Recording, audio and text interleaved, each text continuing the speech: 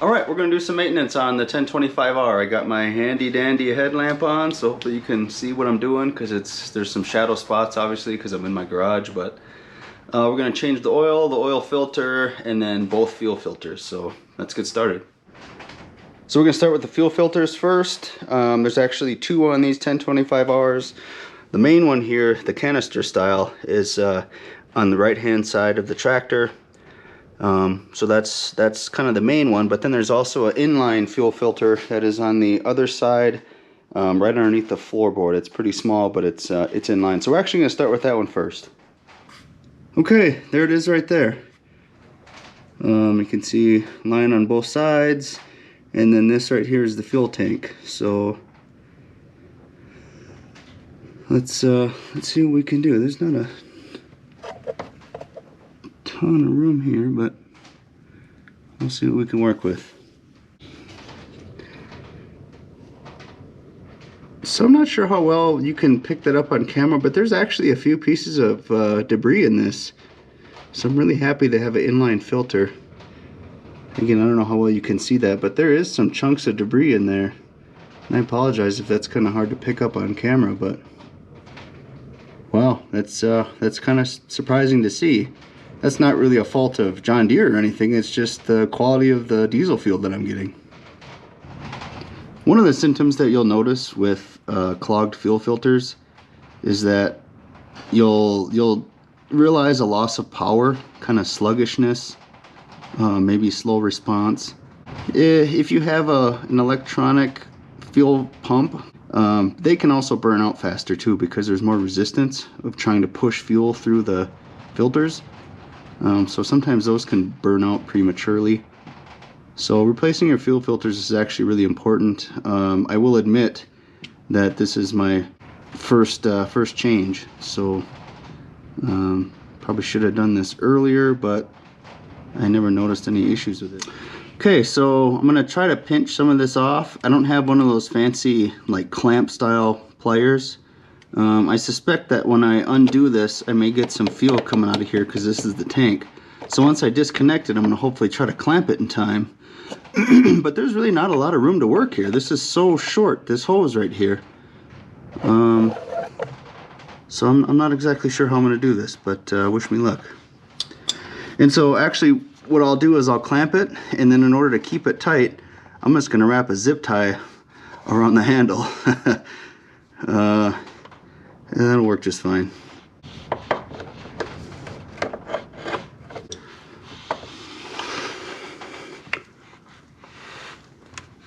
There, sometimes to break that seal you have to kind of twist it a little bit. So that's what I just did. Alright, it's coming out. I'm worried that it's gonna gush fuel everywhere, but we'll see.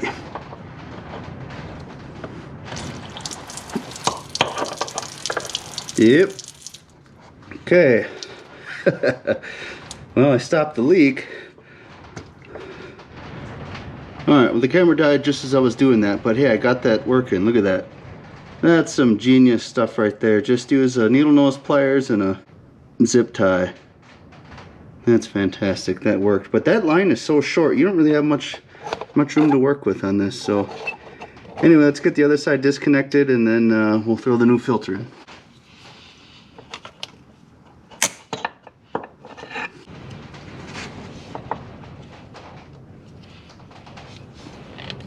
Again, I recommend twisting those to break that loose. Probably going to lose some fluid here as well. Yeah, but not that bad. Okay, put the new one in.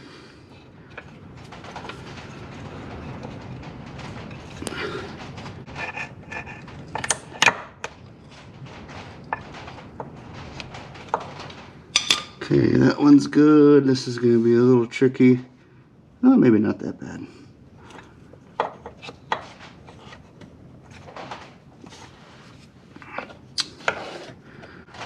There we go. Slide that off. There, put that back on. Put the clamp back over. There it is. That's all there is to it. It's pretty simple. It's a little messy, but it's pretty simple. So that's obviously not filling back up with fluid until I turn the key on, which will run the fuel pump, and then stuff will start going through there. So that's just dirt on the top surface. But anyway, let's take a look at the old filter. All right, so here's the old filter.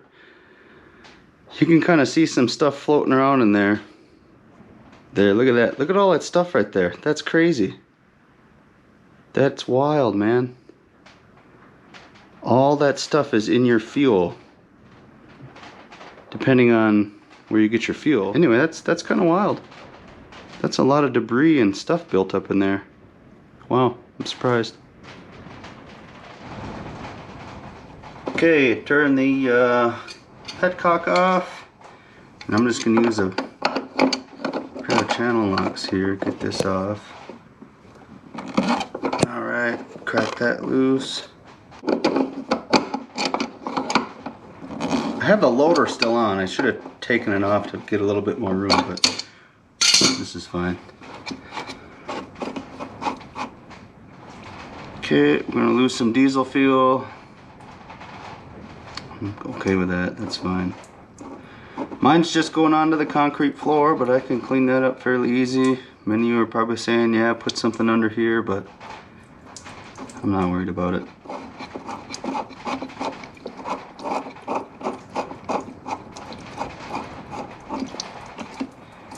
Ooh.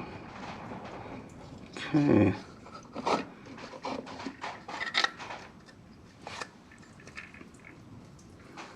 Alright, let's take a look inside this. Alright, so this don't look too bad. There might be a little bit of stuff, but it's very micro at the bottom. What you're seeing there, that kind of a like dark ring looking thing, that's actually a spring in there that holds the filter up into the mechanism, whatever you want to call that. So that's not actually dirt, there's a spring inside there. There it is. But for the most part, this looks pretty clean right here. I'm actually surprised compared to the inline filter, which had, you know, large chunks of debris in it. This is fairly clean. Yeah, actually looking down in there, there's really not much, there's really not really any debris down there. So I'll wipe this out and then we'll put the new filter in.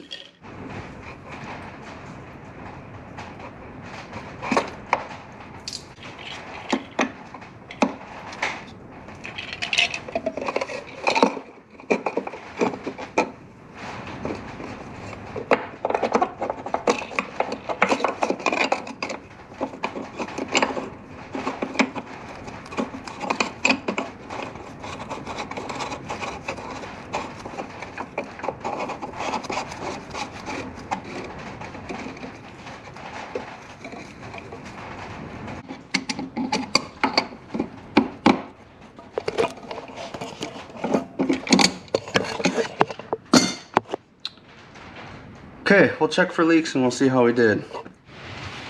Alright, I'm going to reach up and turn the key on. Let's see if we got any leaks.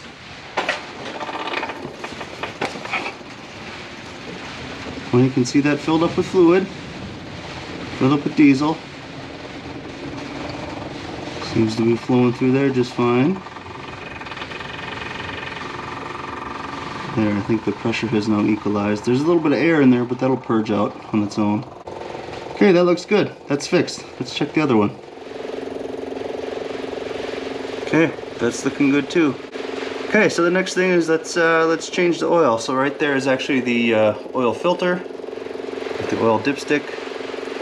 So we'll drain it first, and then we'll change the filter. So there's the oil fill cap. What I like to do is actually undo that. Helps it purge the oil out a little bit better. Helps it breathe easier, less gulping. You can let it breathe. And there's actually two of them, so I'm going to crack this one too. So that's the sound of the rain slash sleet hitting against my garage doors right now. That is so loud. Wow. It is coming down crazy outside.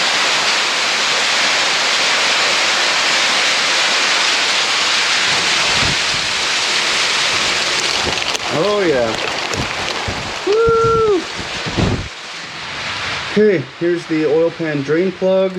I'm using an 11/16. Maybe it's millimeter too, I don't know, but 11/16 works just fine.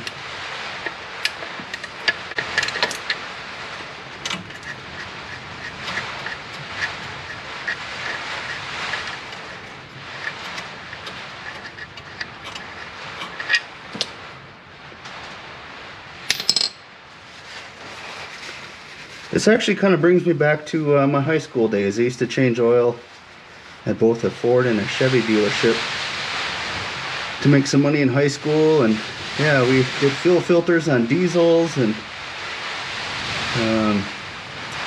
used to like that some of those Duramaxes, I don't know if they still have that or not, but they had a little priming pump on there that made it a little bit easier to prime the fuel filter. Usually you'd fill it all the way up with fuel first and try to prime it, help it start. But yeah, this brings me back a little bit. It's kind of fun. I enjoy this.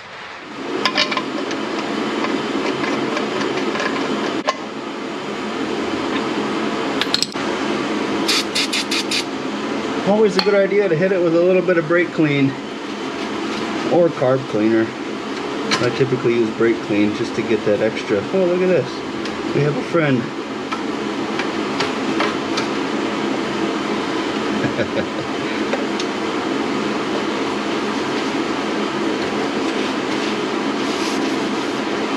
There. All good. Okay. So for this, there are two different styles of wrenches. There's this band wrench to get the oil filters off. This one's too big, so I'm not going to use that. And then they also make these like wrench socket type cups. There's no number on this one, so I can't tell you anything about it, what size it is or anything like that, but it fits this perfectly, so that's what I'm going to use.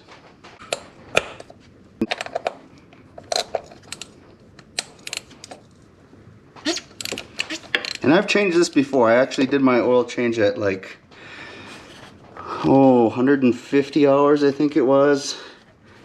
So it's recommended for like 200, but I didn't feel like waiting that long. And then some others say 50, so I figured, well, I'll go somewhere in between.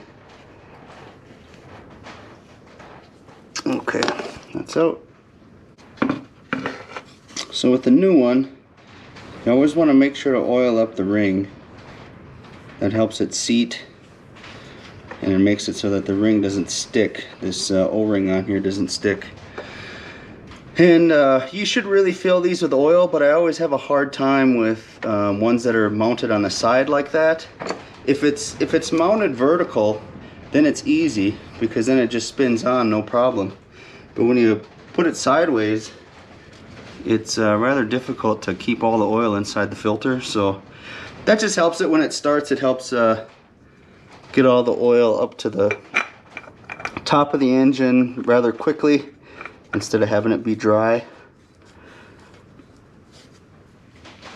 So I've always put these on hand tight, and my hands are greasy right now, so I'm going to use a rag.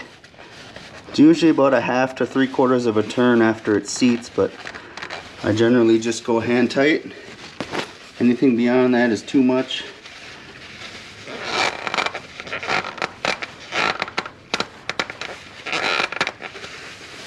There, that's good.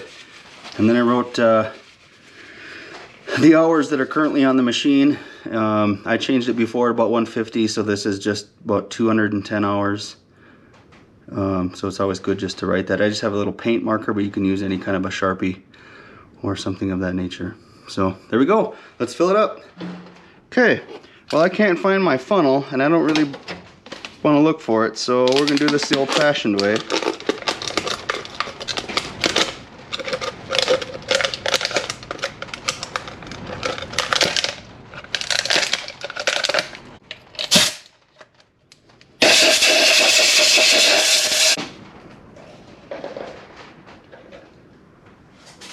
Bingo.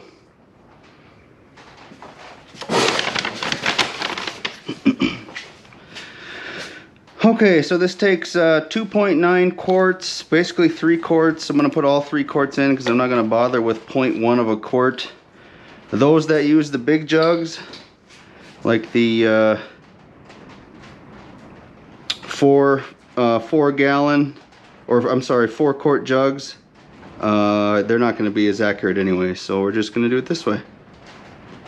God, I love that funnel. That's way better than, fits in there perfect. Look at that, fits right between the air cleaner, the exhaust, coolant reservoir. Man, that's beautiful. Okay, let's fire it up, see how we did.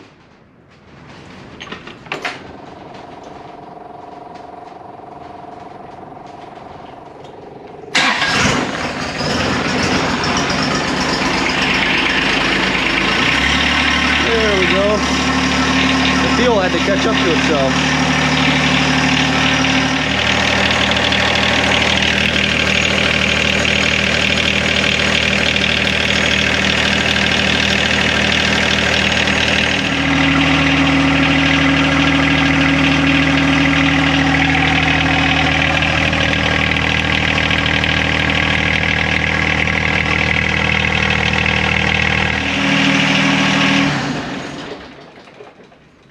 Okay, I think we did good. Check the fuel level. Check the oil level, sorry.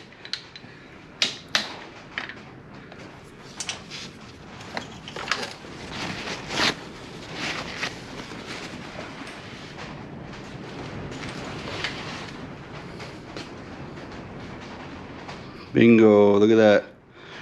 Right between the cross hatches. Beautiful.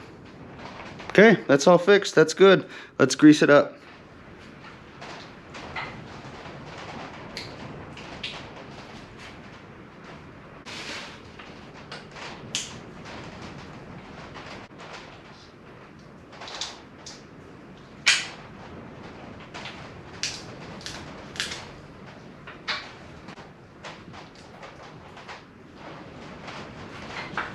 So a little tip when you grease these, if you keep them greased, they're relatively easy to grease.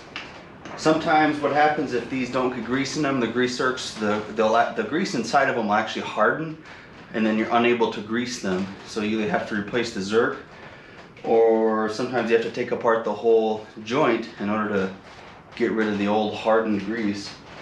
But if you grease it often, you won't have that problem. There are grease zerks underneath the drive shafts, one for the belly mower and then the one that operates the rear wheels and the rear PTO. So I've actually done those just less than an hour ago. I had to take this off in order to fix the parking brake. So while I had the floorboard off, I got all of those grease zerks. There's 4 of them underneath there. So you can get 2 of them from the bottom relatively easy, but there's 2 on the top that are hard to get to. And honestly, I recommend taking off the floorboard to do that. It's not very hard to do. So if you haven't greased those, just make sure that you do. And sometimes it's easier just to take the floorboard off. It might be longer, it's kind of a more to do, but you'll thank yourself in the end because it's not so troublesome to get to those zerks.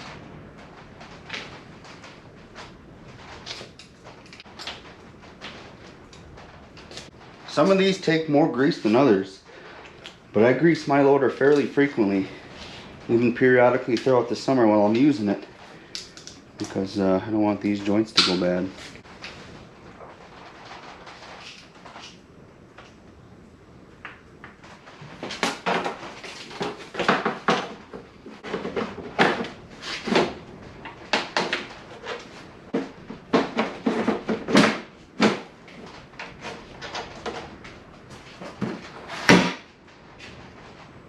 Okay, there's about 1 million of these maintenance videos on these types of tractors on YouTube, so this isn't anything new.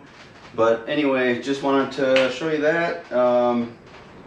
Hope you learned a little bit of something there. I don't know, maybe not. But anyway, I'm just happy myself that this is going to be good for another season. We're good on fuel filters, we're good on oil filters, plus the oil. I plan on changing the hydraulic fluid a little bit later. I got about 50 hours left on that in particular, so I'm just going to do that probably mid-season. I checked it, level's good, fluid looks good, but I'm mainly concerned with the metal shavings and stuff that might be in there because I do you know, use this thing pretty hard. So, but anyway, hey, like and subscribe to the channel. Thanks for watching. Again, if you are new to the channel or new to my content, I run a company called The Little Green Tractor. It's just me. I do all of it, and I have a lot of fun doing it. So I like to post about some of the projects and some things that happen. So I do a bunch of little stuff too that I actually didn't record. So maybe I'll start filming some of those smaller projects and showing you that too. I don't know. Maybe it's just some fun content to watch. But anyway, have a good one, y'all, and stay safe, stay warm. And we'll see you next time. Well, this is my Saturday. A couple hours away, they have 70 degrees and like sunshine. This is crazy. Oh good, I got water coming through my window.